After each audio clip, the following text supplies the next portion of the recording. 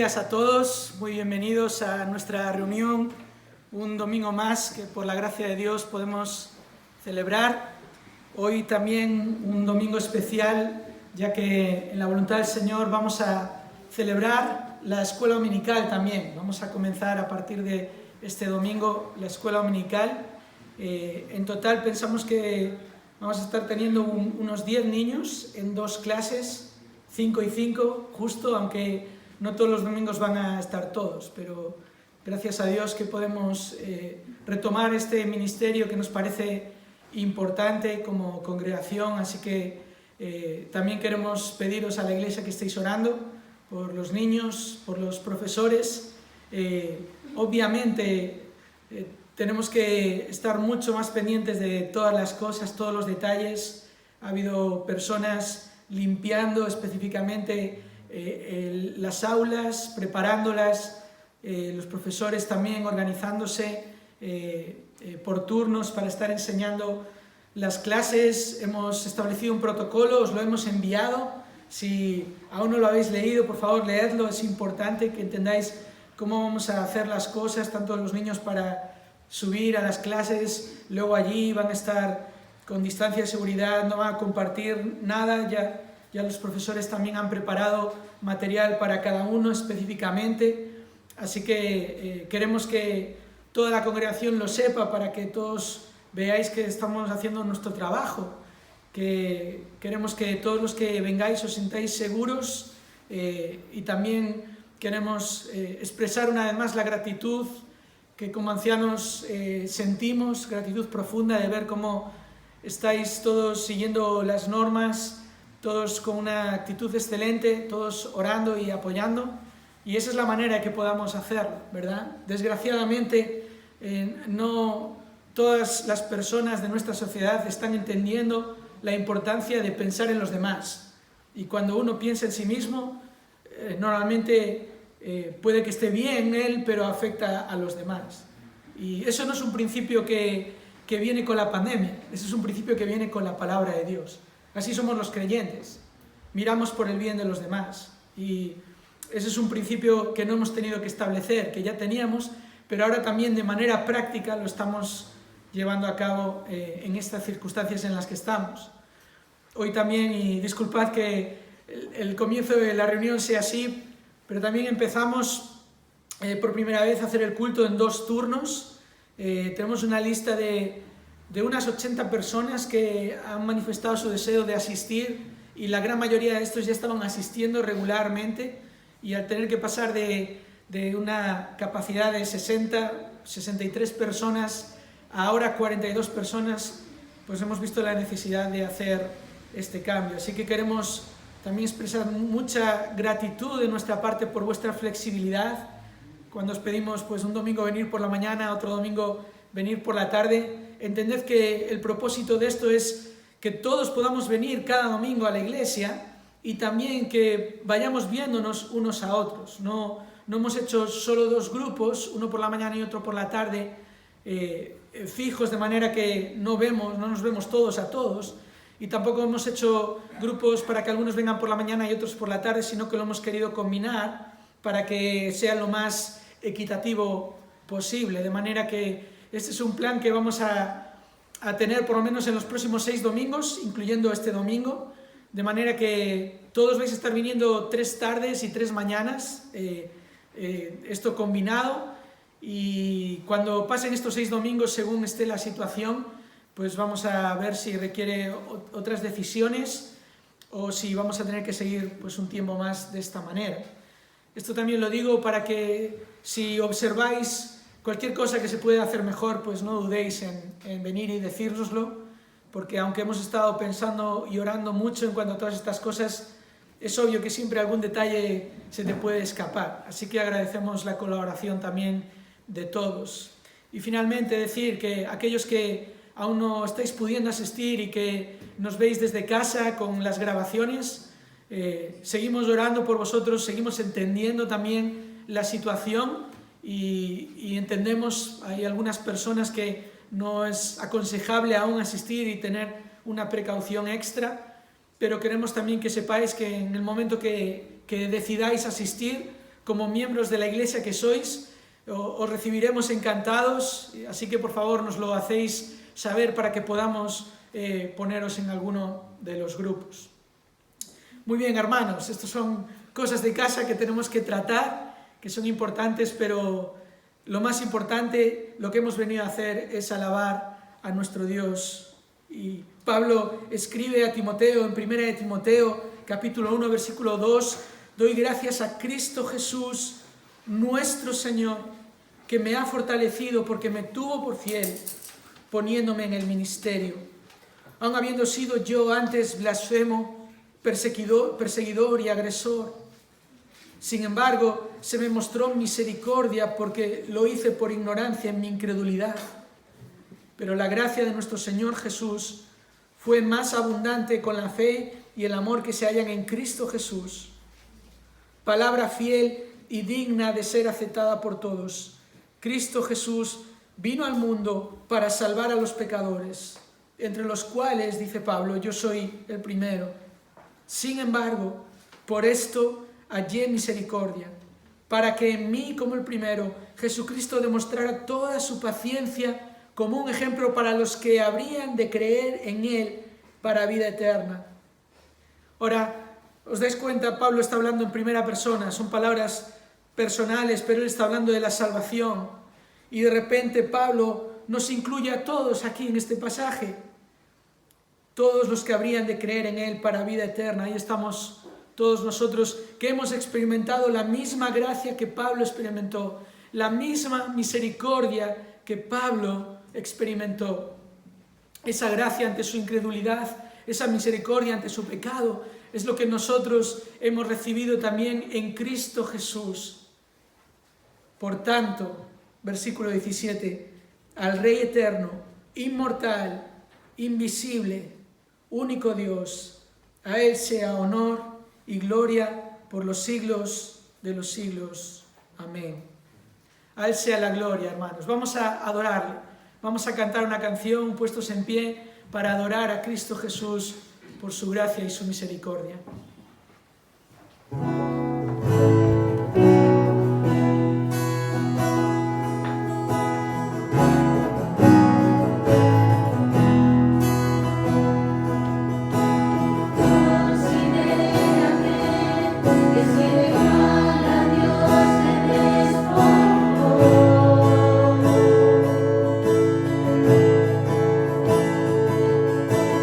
Considérame, es semejante a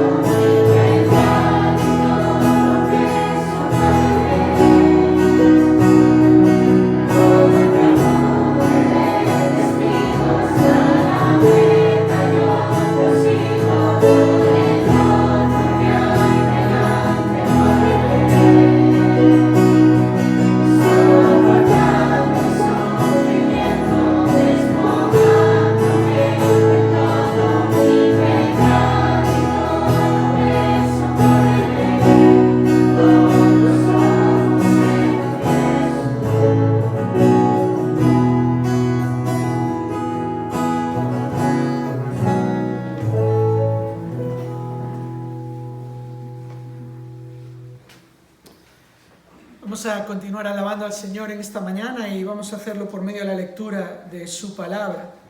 Y en esta mañana quisiera que leyésemos juntos el Salmo 103. Salmo 103, así que abrimos nuestras Biblias ahí. Este salmo, que es un himno de alabanza, alabanza por la gracia y la misericordia de nuestro gran Dios. Salmo 103, dice así la palabra de Dios. Bendice, alma mía, al Señor, y bendiga todo mi ser su santo nombre. Bendice, alma mía, al Señor, y no olvides ninguno de sus beneficios. Él es el que perdona todas tus iniquidades, el que sana todas tus enfermedades, el que rescata de la fosa tu vida, el que te corona de bondad y compasión, el que colma de bienes tus años para que tu juventud se renueve como el águila. El Señor hace justicia y juicios a favor de todos los oprimidos. A Moisés dio a conocer sus caminos y a los hijos de Israel sus obras. Compasivo y clemente es el Señor, lento para la ira y grande en misericordia. No contenderá para siempre, ni para siempre guardará su enojo.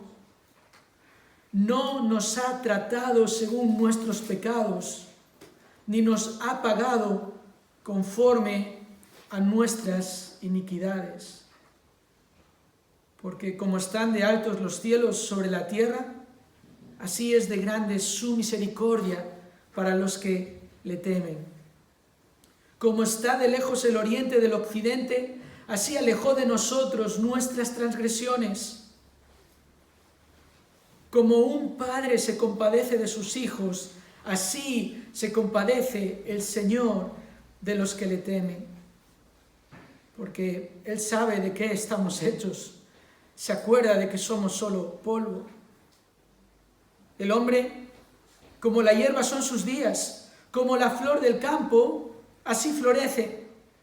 Cuando el viento pasa sobre ella, deja de ser, y su lugar ya no la reconoce. Mas la misericordia del Señor es desde la eternidad hasta la eternidad para los que le temen, y su justicia para los hijos de los hijos, para los que guardan su pacto y se acuerdan de sus preceptos para cumplirlos. El Señor ha establecido su trono en los cielos y su reino domina sobre todo. Bendecid al Señor, vosotros sus ángeles, poderosos en fortaleza, que ejecutáis su mandato obedeciendo la voz de su palabra. Bendecid al Señor vosotros todos sus ejércitos que le servís haciendo su voluntad. Bendecid al Señor vosotras todas sus obras en todos los lugares de su dominio. Bendice, alma mía, al Señor. Vamos a continuar alabando al Señor. Vamos a cantar una canción más, una canción que hemos aprendido hace pocas semanas. Su gracia es mayor, mis faltas son muchas.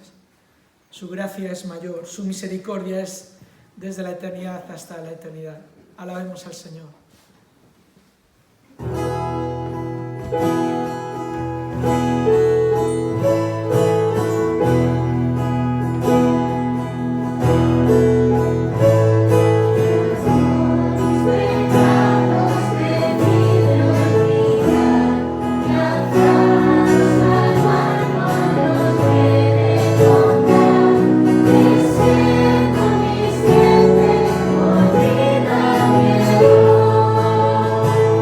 Mis faltas son muchas,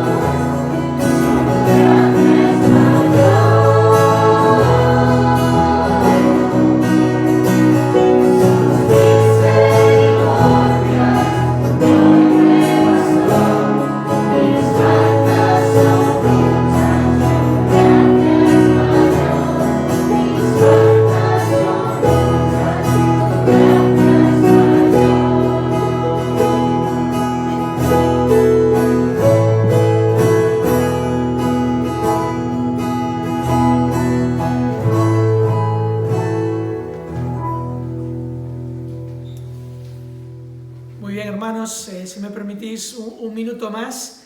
Este va a ser el momento en el que nos separamos ahora. Los niños salen a la escuela dominical siempre antes de la predicación, del estudio, pero solo para recordarlo y por ser el primer domingo, como hemos dicho en el protocolo, tenéis la posibilidad de un adulto, el padre, la madre, la persona que trae al niño a la escuela dominical, de acercarlo ahora a la entrada de la escuela dominical si queréis, no es obligatorio. Algunos de los niños de la iglesia saben perfectamente dónde está su clase, pero que sepáis que eso podéis hacerlo. Entonces, cuando terminamos la segunda canción que solemos cantar antes de la predicación, ya los niños pueden salir, sus profesores les van a estar esperando. Siempre también una persona de servicio de puertas va a estar allí para ponerles el gel en las manos, para que se limpien las manos al subir, y ya sus profesoras le van a indicar también dónde se tienen que sentar. Entonces hoy vamos a empezar el turno de la escuela dominical de los medianos, así que ahora ya podéis salir y que disfrutéis, chicos, de la escuela dominical otra vez más, y gracias a Dios también a las profesoras por su labor. Ya podéis salir ahora.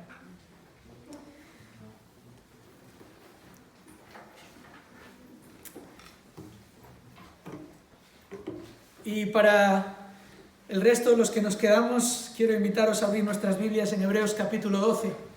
Vamos a continuar con nuestro estudio de esta increíble, excepcional carta de la palabra de Dios. Manolo nos está enseñando muy bien cuando nos recalca que es muy importante la palabra de Dios. Voy a tomarte prestada la frase, es muy importante esta carta a los hebreos.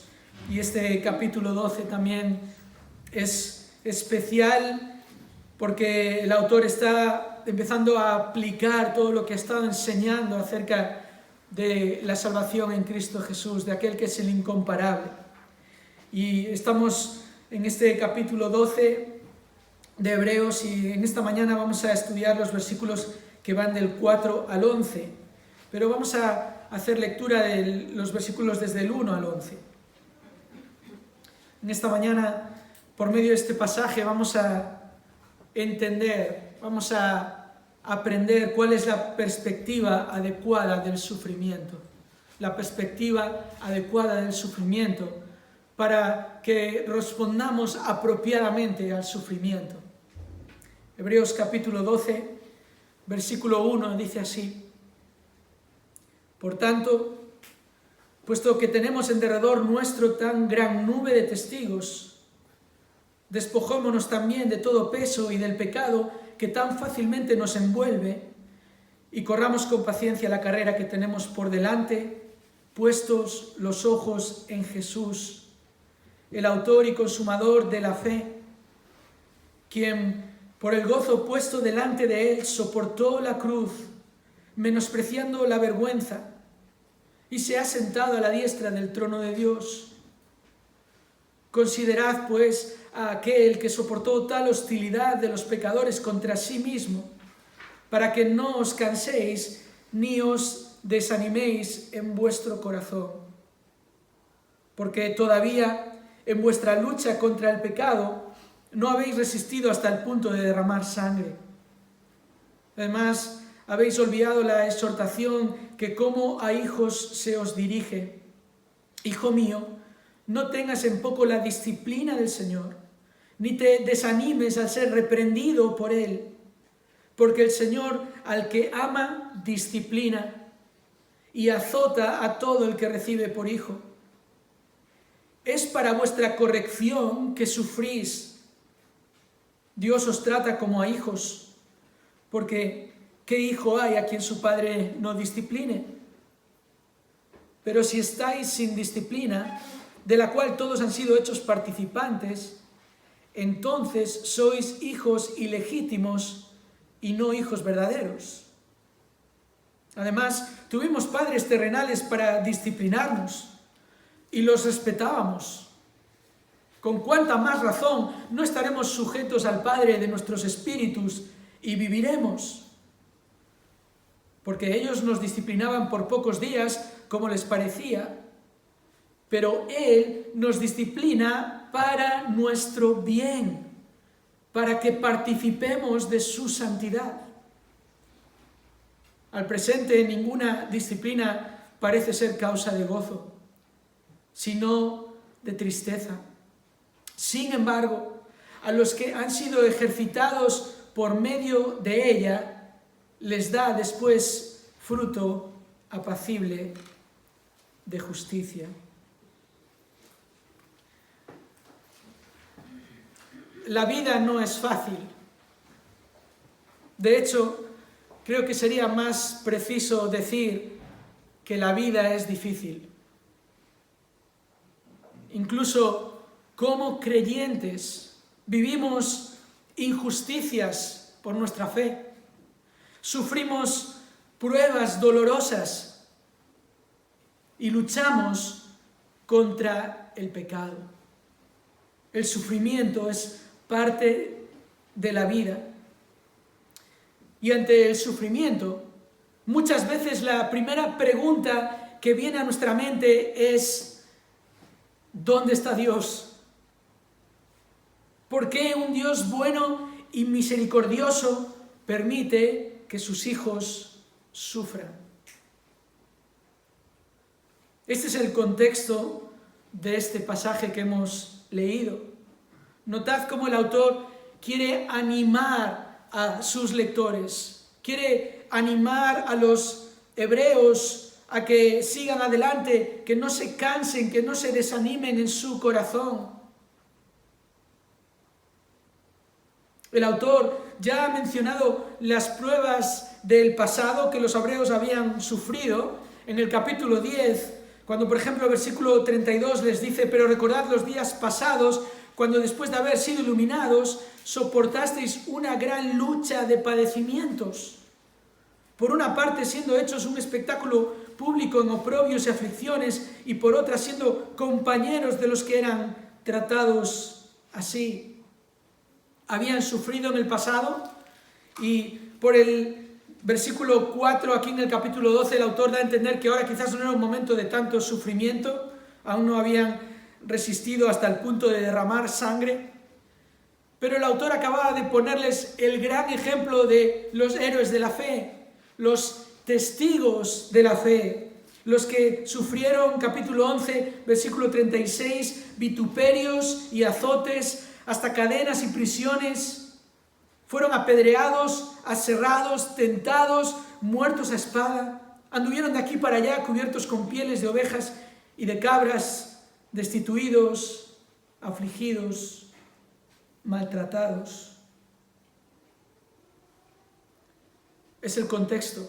Los hebreos estaban sufriendo, habían sufrido, pero tenían el ejemplo de quienes habían sufrido siglos atrás y habían permanecido con sus ojos puestos en la promesa. Y ahora aquí tenían la promesa que es Cristo, y la exhortación seguía siendo la misma, con los ojos puestos en Jesús, que es el mayor ejemplo de sufrimiento. Como vemos en el versículo 3, considerad a aquel que soportó tal hostilidad de los pecadores contra sí mismo. Nadie sufrió como Cristo.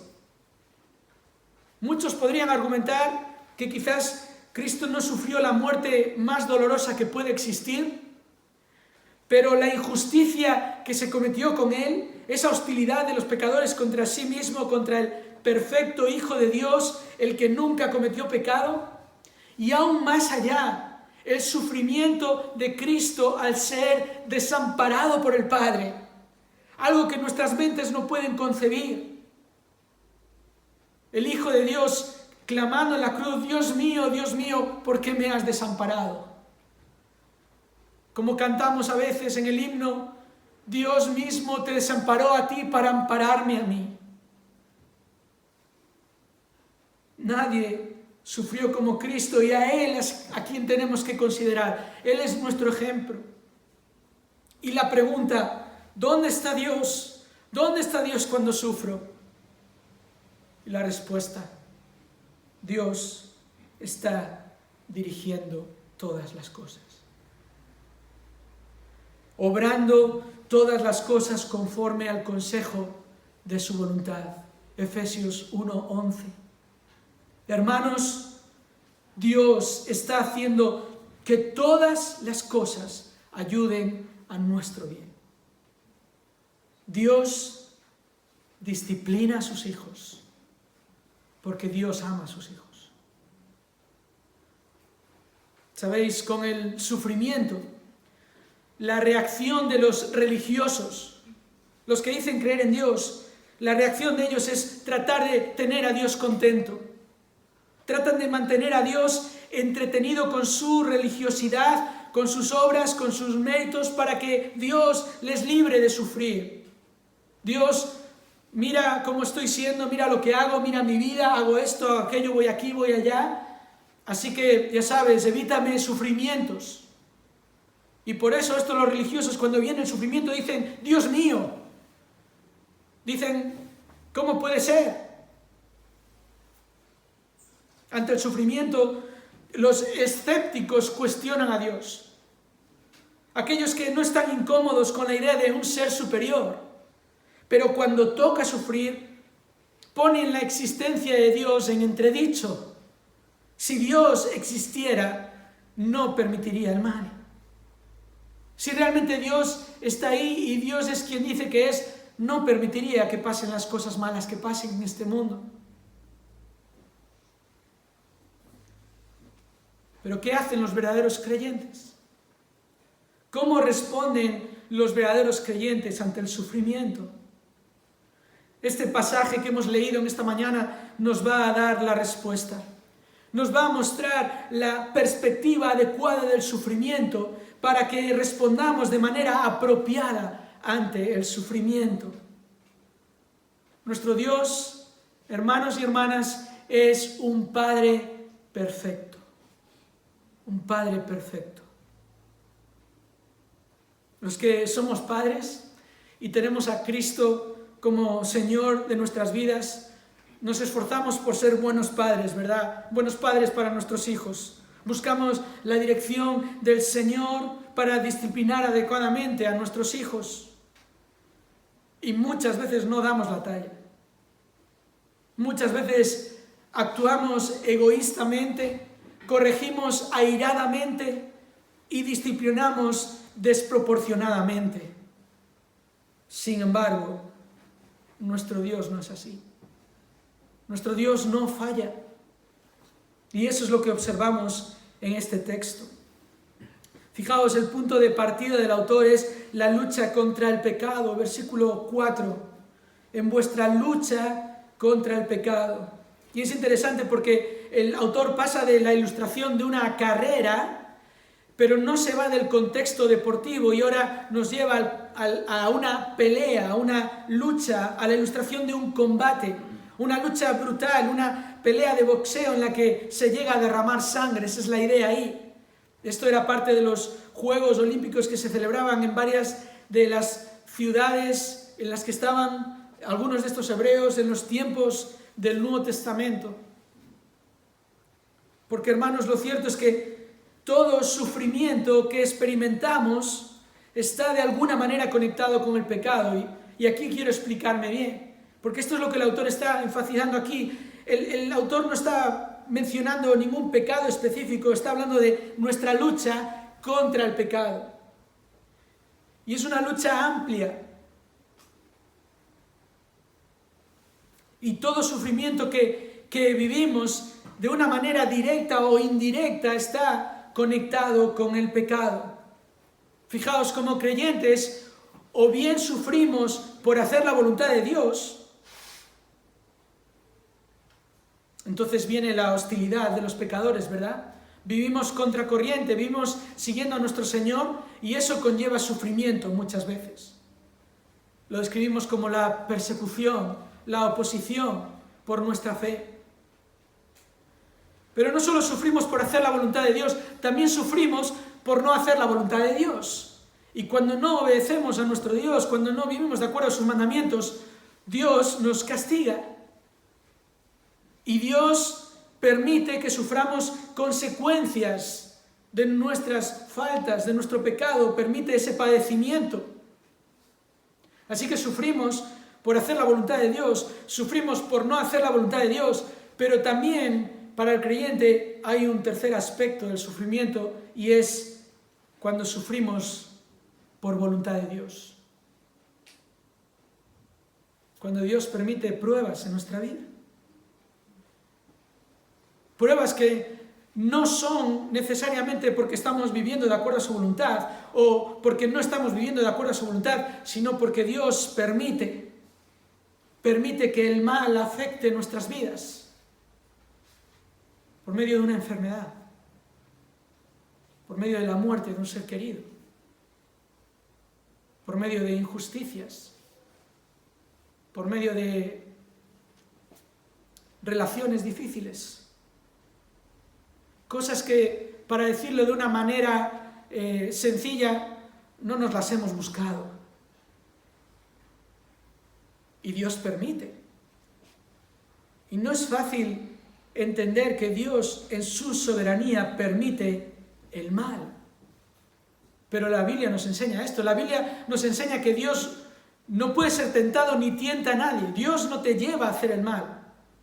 Pero Dios en sus planes soberanos permite que el mal afecte tu vida. Es nuestra lucha contra el pecado, nuestra lucha constante y sufriente contra el pecado. Y espero que me hayáis entendido en esto, porque a veces podemos pensar que ciertas cosas en nuestra vida son resultado de nuestro pecado, pero a veces ciertas cosas en nuestra vida son resultado del pecado y de que Dios lo permite. Del contagio profundo del pecado en este mundo. Ese contagio que afecta hasta nuestros propios cuerpos. Es nuestra lucha contra el pecado y esta es la advertencia del autor. Fijaos, versículo 5, porque el autor les dice a estos hebreos: habéis olvidado la exhortación que como a hijos se os dirige. Y permitidme hacer una reflexión y una aplicación en este punto. ¿Cuántos de nuestros problemas vienen por olvidar la palabra de Dios? Querida hermana, querido hermano, ¿cuántas veces este sufrimiento e incluso nuestra respuesta inapropiada ante el sufrimiento es por causa de olvidar la exhortación que como a hijos se nos dirige? ¿Cuántas veces perdemos de vista el papel de Dios en nuestro sufrimiento? ¿Sabéis? La palabra clave en el pasaje que estamos estudiando es la palabra disciplina, la disciplina de Dios. No es difícil notar esto. Versículo 5, no tengas en poco la disciplina del Señor. Versículo 6, el Señor al que ama disciplina. Versículo 7, Dios os trata como a hijos, porque ¿qué hijo hay a quien su padre no discipline? Versículo 8, si estáis sin disciplina. Versículo 9, teníamos padres terrenales para disciplinarnos. Versículo 10, porque ellos nos disciplinaban, pero Dios nos disciplina para nuestro bien. Versículo 11, al presente ninguna disciplina. La disciplina, este es el tema, este es el punto central del pasaje, la palabra clave. Ahora la pregunta es, ¿todo nuestro sufrimiento es la disciplina de Dios? Pensadlo por un momento, ¿todo nuestro sufrimiento es la disciplina de Dios? Mi tarea en esta mañana es mostraros que de acuerdo a la palabra de Dios la respuesta es sí. Porque Dios nos disciplina. Ahora, esta palabra, disciplina, que tenemos aquí, es la palabra en el original paideia. Paideia. Es una palabra que es muy parecida, de hecho tiene la misma raíz que la palabra que se utiliza para hablar de hijos en un hogar, en el contexto de padres instruyendo y disciplinando a sus hijos. La palabra en el griego, en ese caso, es paidion. Paideia, paidion. Es prácticamente la misma palabra. Ahora, lo que quiere decir con esto es que esta palabra, este concepto de disciplina, en la Biblia va más allá de la corrección o el castigo. No podemos quedarnos solo con ese aspecto de lo que disciplina significa. No solo es Dios me castiga porque he desobedecido. No solo es mi padre me castiga porque no le he obedecido. Debemos entender que cuando el autor está hablando del concepto de la disciplina del Señor, está apuntando al sentido amplio de instrucción, reprensión y corrección. Es todo esto. Porque Dios no solo nos castiga cuando pecamos, Dios también nos instruye cuando sufrimos pruebas. Y Santiago dice, las pruebas producen paciencia, madurez. Y ya lo había mencionado en Romanos capítulo 8, versículo 28, Pablo dice que Dios a los que ama todas las cosas ayudan a bien. Además, el libro de Proverbios es un excelente lugar al que ir para entender la idea hebrea de disciplina. De hecho, es lo que el autor hace aquí. El concepto bíblico de la disciplina de unos padres con sus hijos lo entendemos cuando vamos allí al libro de Proverbios. El autor cita aquí en los versículos 5 y 6, Proverbios capítulo 3, versículo 11 y 12. Fijaos, venid conmigo, Proverbios capítulo 3, versículos 11 y 12. Es lo que el autor cita. Hijo mío, no rechaces la disciplina del Señor, ni aborrezcas su reprensión, porque el Señor a quien ama reprende, como un padre al hijo en quien se deleita. Es muy importante, hermanos y hermanas, que comprendamos a qué se refiere el autor con el concepto de disciplina.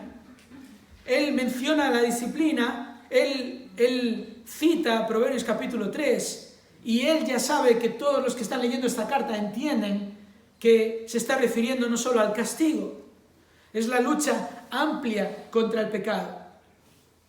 Son las injusticias también por hacer la voluntad de Dios en un mundo caído. Son las pruebas también que Dios permite en nuestra vida y en nuestros cuerpos.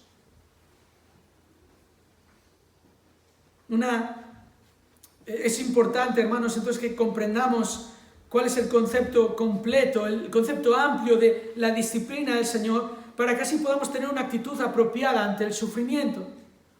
El concepto de disciplina incluye la idea de instrucción. Fijaos, vamos a hacer aquí un pequeño viaje por Proverbios. Proverbios capítulo 6, versículo 23. La disciplina es instrucción. Dice Proverbios 6, 23, porque el mandamiento es lámpara y la enseñanza luz y camino de vida las reprensiones de la instrucción. Capítulo 12, versículo 1. Fijaos, otro ejemplo más.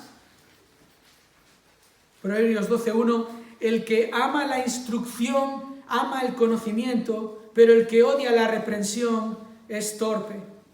Y notad aquí cómo funciona la poesía hebrea, en este sentido de contrastar o comparar o amplificar ideas. Aquí son conceptos paralelos la instrucción y la reprensión. Es como la parte, digamos, positiva de la disciplina es la instrucción. El dar mandamientos para evitar las consecuencias de no seguir los mandamientos. Capítulo 13, versículo 1, también fijaos, el hijo sabio acepta la disciplina de su padre, pero el escarnecedor no escucha la reprensión. Así que el concepto de disciplina es el concepto de instrucción, de enseñanza, pero es también el concepto de corrección, la idea de corrección. Capítulo 19 de Proverbios, seguimos aquí, Proverbios 19, versículo 20.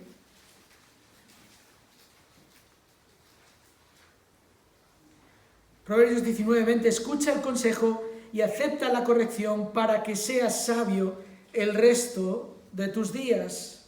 Capítulo 22, versículo 15.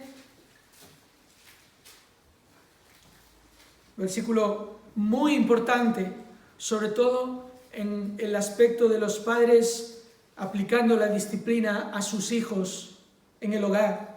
Fijaos, Proverbios 22:15, la necedad está ligada al corazón del niño. La vara de la disciplina la alejará de él. Y un ejemplo más, capítulo 23 y versículo 13. Capítulo 23, versículo 13, no escatimes la disciplina del niño, aunque lo castigues con vara, no morirá. Así que este quizás es el concepto más conocido o el primero al que vamos cuando pensamos en disciplina, castigo, corrección. Está ahí, obviamente, pero no es solo corrección y castigo, es instrucción, es también reprensión. Este ejercicio de convencer a tu hijo de que tiene que hacer lo que tú le dices, que tiene que obedecer la voluntad de Dios y mostrarle por qué es importante y cuáles pueden ser las consecuencias de no hacerlo. Capítulo 15, volvemos otra vez, Proverbios 15, versículo 5. El necio rechaza la disciplina de su padre, mas el que acepta la reprensión es prudente. Versículo 32, Proverbios 15, 32. El que tiene en poco la disciplina se desprecia a sí mismo, mas el que escucha las reprensiones adquiere entendimiento. Y capítulo 16, versículo 22. El entendimiento es fuente de vida para el que lo posee, mas la instrucción de los necios es necedad. Esta es la bendición de la reprensión, entendimiento, fuente de vida para el que lo posee. Y dejadme solo un ejemplo más aquí en Proverbios 13, versículo 18, antes de volver a nuestro pasaje en Hebreos. Proverbios 13, 18, pobreza y vergüenza vendrán al que menosprecia la instrucción, mas el que acepta la reprensión será honrado. Hermanos, esto es muy importante. Nos hemos tomado este tiempo extra para comprender que el autor aquí en Hebreos 12 está hablando en ese contexto amplio, nuestra lucha contra el pecado. Y ahí están incluidas injusticias, castigos, consecuencias de nuestro pecado y también las pruebas. Y Dios actúa por medio de esas cosas y ahí está su disciplina. Su disciplina cuando nos instruye, su disciplina cuando nos corrige, su disciplina cuando nos reprende. Estas son las cosas que los hebreos estaban olvidando y son las cosas que nosotros no podemos olvidar en nuestras vidas. Dios es un Padre perfecto. Por eso ahora el autor, de una manera sencilla, les va a presentar dos razones por las que deberían aceptar con agrado la disciplina de Dios. Dos razones por las que deberían aceptar con agrado la disciplina de Dios. Y esta es, como no, una exhortación para todos los creyentes, para todos los hijos legítimos de Dios. Dos razones que vemos en el pasaje que son también dos exhortaciones que nos ayudan a tener una perspectiva adecuada del sufrimiento para que podamos responder de manera apropiada ante el sufrimiento. Fijaos la instrucción, versículo 5, no tengas en poco la disciplina del Señor. Esta es la exhortación a no menospreciar la disciplina del Señor. También a no desanimarnos, no te desanimes al ser reprendido por el Señor, porque el Señor al que ama disciplina y azota a todo el que recibe por hijo. Luego, versículo 7 es, para vuestra corrección que sufrís, Dios os trata como a hijos. Y a un versículo 10 que veremos, Él nos disciplina para nuestro bien, para que participemos de su santidad. Por tanto, la primera razón por la que debemos aceptar con agrado la disciplina del Señor es porque somos sus hijos. Y esa es la primera razón. Sencilla pero clara. Porque somos sus hijos. Porque Dios nos trata como a hijos. Dios nos ama. El Señor al que ama disciplina. El Señor azota al que recibe por hijo. Él nos ama como un buen padre a sus hijos, solo que Él nos ama con un amor perfecto. Dios nos instruye con la verdad para protegernos de decisiones equivocadas que pueden conllevar sufrimiento. Pero también nos azota cuando no vivimos de acuerdo a la verdad que nos protege. Dios nos corrige con amor. Nos reprende por medio del sufrimiento para que no nos desviemos de su perfecta voluntad. En conclusión, la disciplina de Dios demuestra el amor de Dios. Si estás en esta lucha contra el pecado, hay una razón principal, y es que eres hijo de Dios. Y Dios te ha iluminado, ha quitado tu ceguera espiritual para que puedas ver que el pecado está ahí y para que puedas ver cómo el pecado afecta a tu vida directamente o indirectamente. El sufrimiento que Dios permite en nuestra vida es en sus manos un instrumento de santificación, en sus manos de amor. Dios nos instruye para protegernos, Dios nos instruye para encaminarnos en la dirección correcta, Dios nos instruye para santificarnos, para hacernos a la imagen de su Hijo. Eso es lo que Dios hace con el sufrimiento. Eso es lo que Dios siempre ha hecho. Acompañadme por un momento a Deuteronomio capítulo 8 para ver un ejemplo.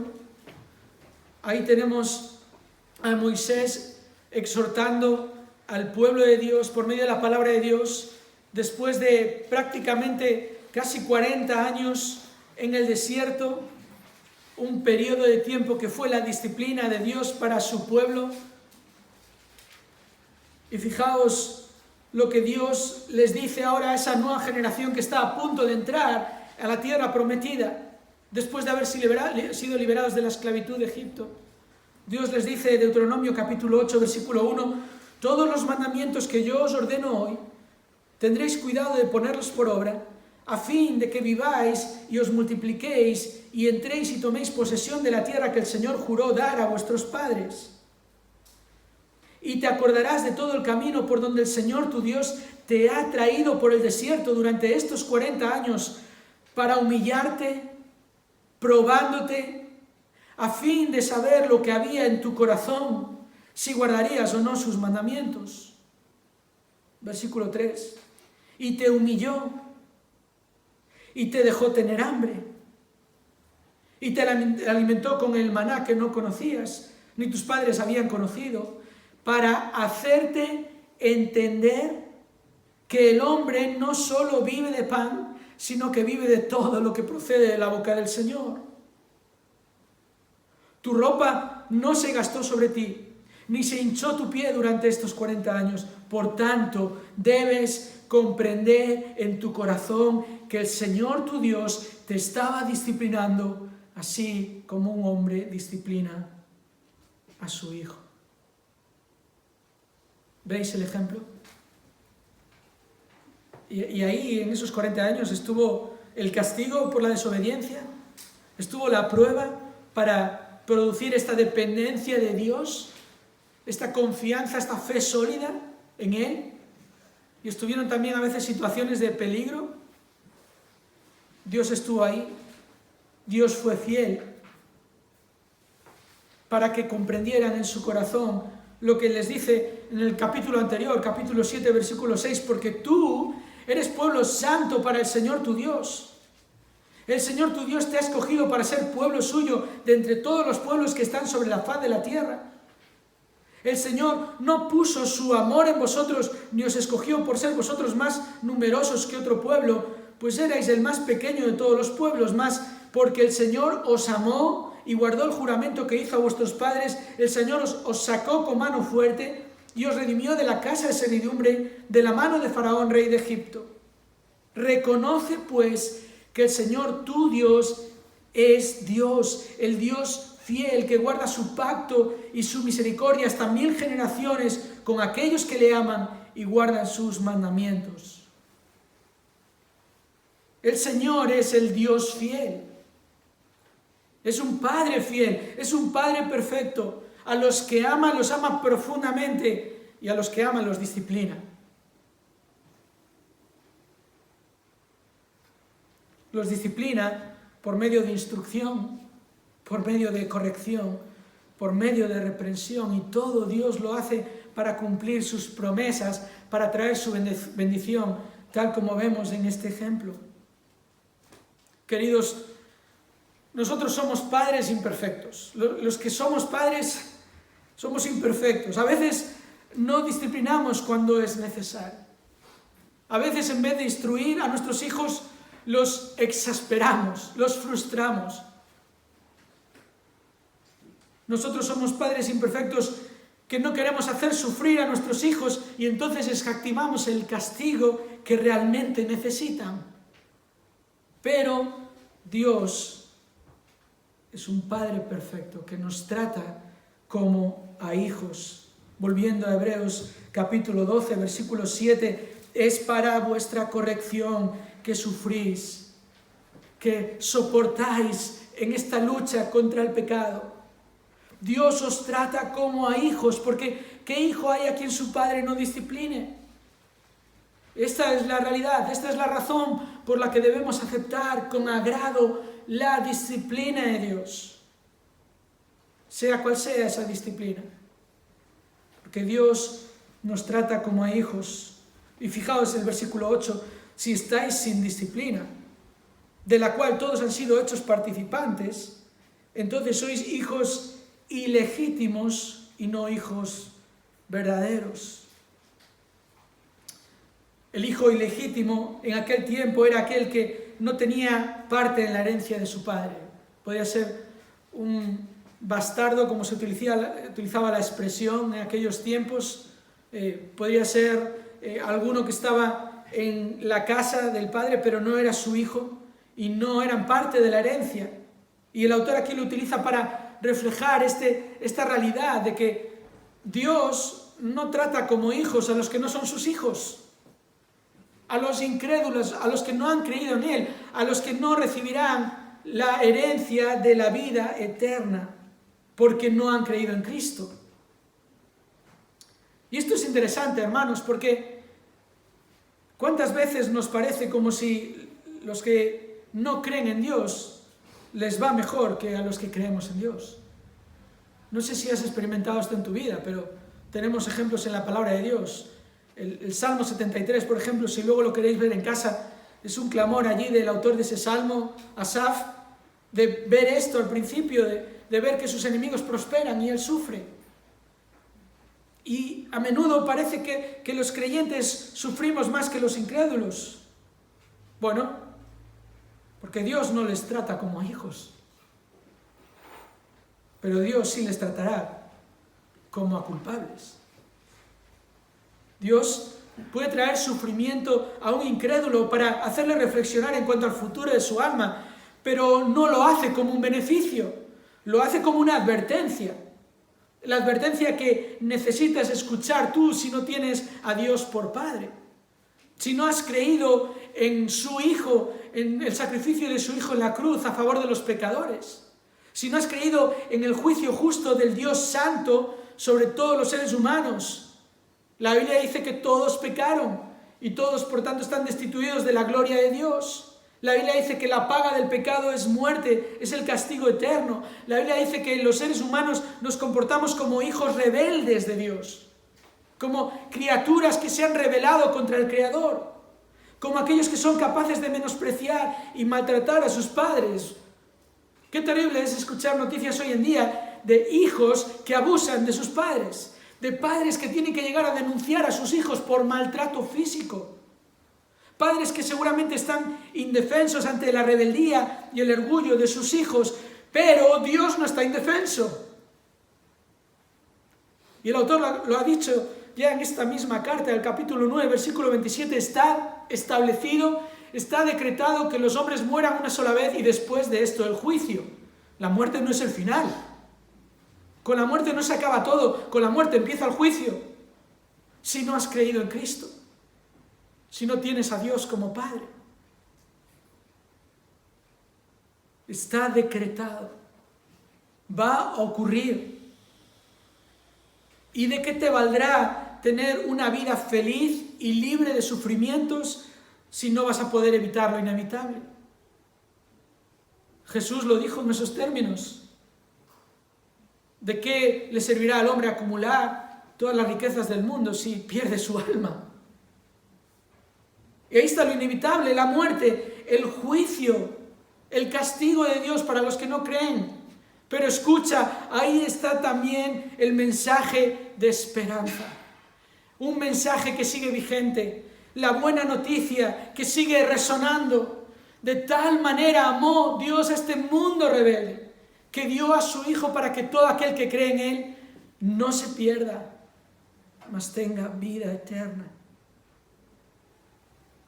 Hermanos y hermanas, los que habéis confiado en el sacrificio perfecto de Cristo, ¿os dais cuenta de que Dios nos trata como a hijos?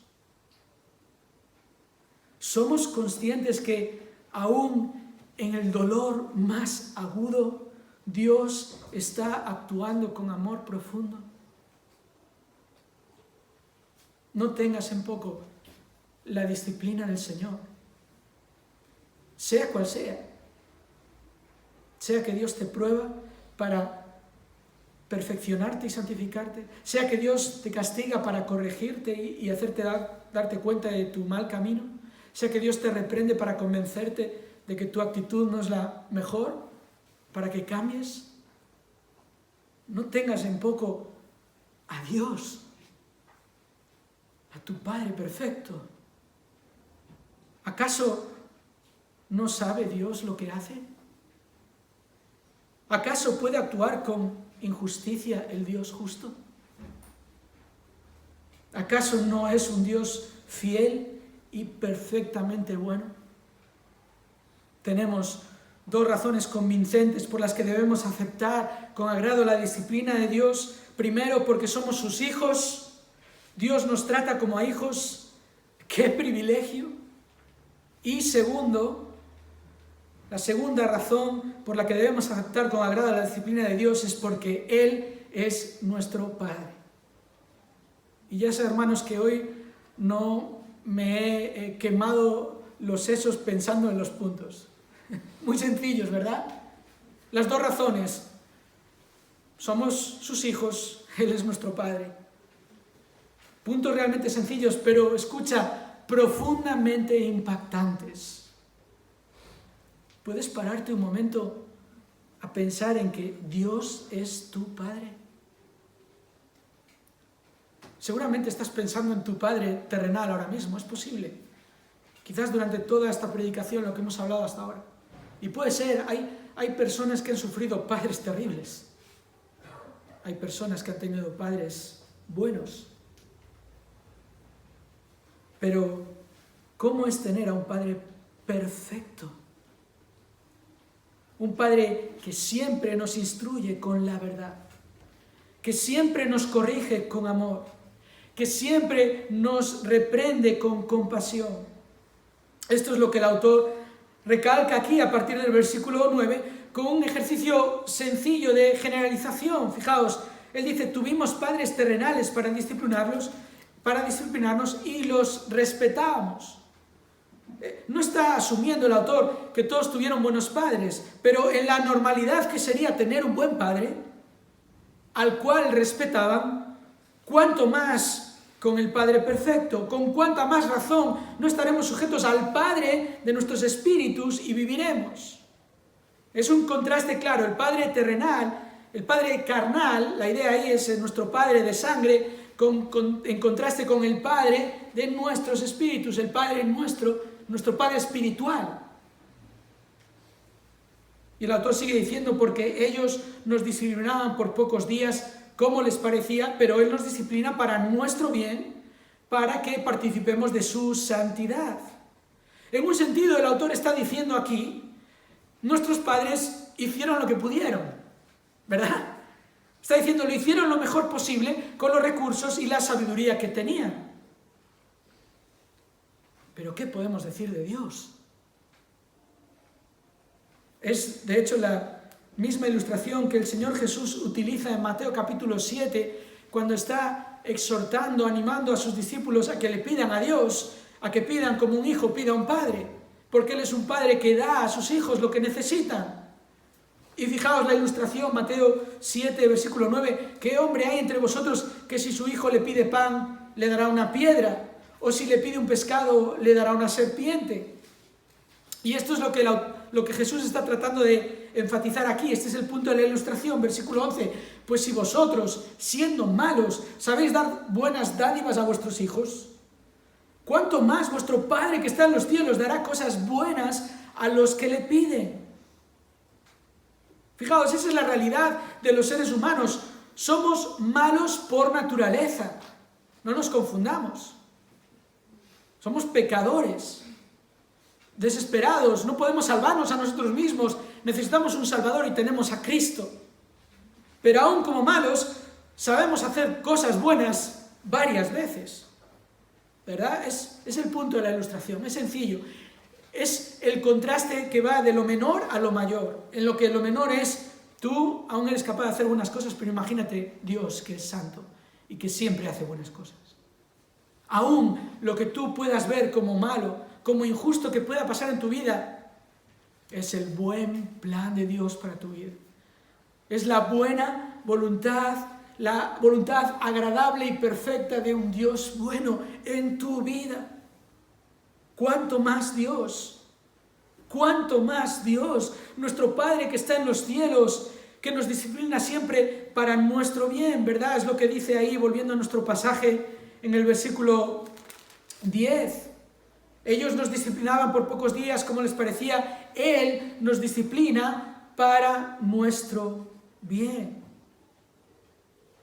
Hermanos, ¿a quién podríamos tener mejor que Dios para guiar y conducir nuestras vidas? ¿A quién preferiríamos antes que a Dios para trabajar en nuestras vidas? Si tuviéramos que ser corregidos, ¿no querríamos tener un Padre perfecto que lo va a hacer en amor? ¿Y porque sabe que es lo mejor para nosotros? Si estamos caminando mal en nuestras vidas, ¿no querríamos tener a Dios como Padre, que es el Dios de toda verdad, que Él sabe cómo dirigir a sus hijos? ¡Qué razón, hermanos, para aceptar con agrado la disciplina de Dios! Él es nuestro Padre. Nuestro Padre es el Dios santo y perfecto, lleno de compasión y misericordia, lento para la ira. Su misericordia es desde la eternidad hasta la eternidad. No nos ha tratado conforme a nuestros pecados. Como un hijo se compadece de su padre, así Dios con nosotros. Como un padre se compadece de sus hijos, lo he dicho al revés. Como un padre se compadece de sus hijos. Nuestro Dios nos disciplina, además, final del versículo 10, para que participemos de su santidad. Este es el propósito de Dios y la Biblia es clara, el Nuevo Testamento es rotundo en cuanto al propósito de Dios al salvarnos. No es simplemente, y ya es muchísimo, perdonar todos nuestros pecados, limpiarnos de toda maldad, pero es también hacernos a la imagen de su Hijo. Y ahí Dios utiliza la disciplina, ahí Dios utiliza el sufrimiento. Así que no dudemos, hermanos, de nuestro Padre que nos ama profundamente. No siempre entendemos los planes de Dios.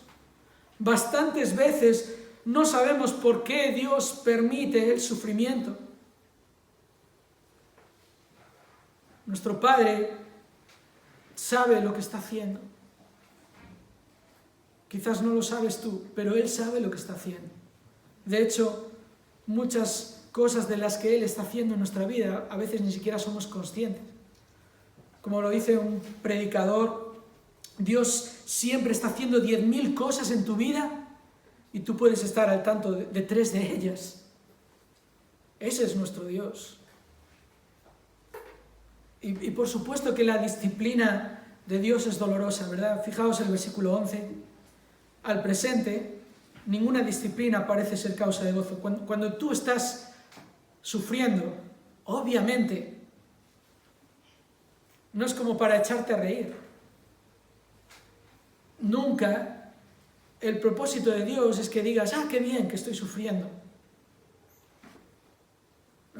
No es así, hermanos. No recibimos la disciplina de Dios con frivolidad. No es el caso. Y el autor se asegura de que lo entendamos. Ninguna disciplina parece ser causa de gozo, sino de tristeza. Y así es Dios. Dios no pretende que cuando llegue el sufrimiento que digas, da igual. Pero fijaos lo que el autor dice, sin embargo, a los que han sido ejercitados, es la palabra en el original gimnazo, de donde viene nuestra palabra en español gimnasio, es lo que está hablando aquí, es el ejercicio espiritual, es la manera en que Dios te entrena para la vida espiritual, por medio de su disciplina. Son ejercitados por medio de ella, fijaos, les da después fruto apacible de justicia. Las cosas difíciles y dolorosas que al final producen el resultado de madurez espiritual, de paz, de justicia, de mansedumbre, obediencia, humildad, de diligencia en hacer la voluntad de Dios, tantas cosas. Hermano, no tengas en poco que Dios te ponga en ese gimnasio que se llama la disciplina de Dios. Queridos, los sufrimientos del creyente no son daños colaterales. No son el resultado de vivir en un mundo profundamente contagiado del pecado. El sufrimiento viene así, pero no es lo que hay y por eso hay que aceptarlo. Si tenemos una perspectiva adecuada del sufrimiento, entenderemos que Dios no necesita ni mi opinión ni mi parecer para hacer lo que Él sabe hacer perfectamente. Si tenemos una perspectiva adecuada del sufrimiento, lo llegaremos a describir como el apóstol Pablo en 2 Corintios capítulo 4 y versículo 16, esta aflicción leve y pasajera, que no puede compararse con la gloria que nos espera.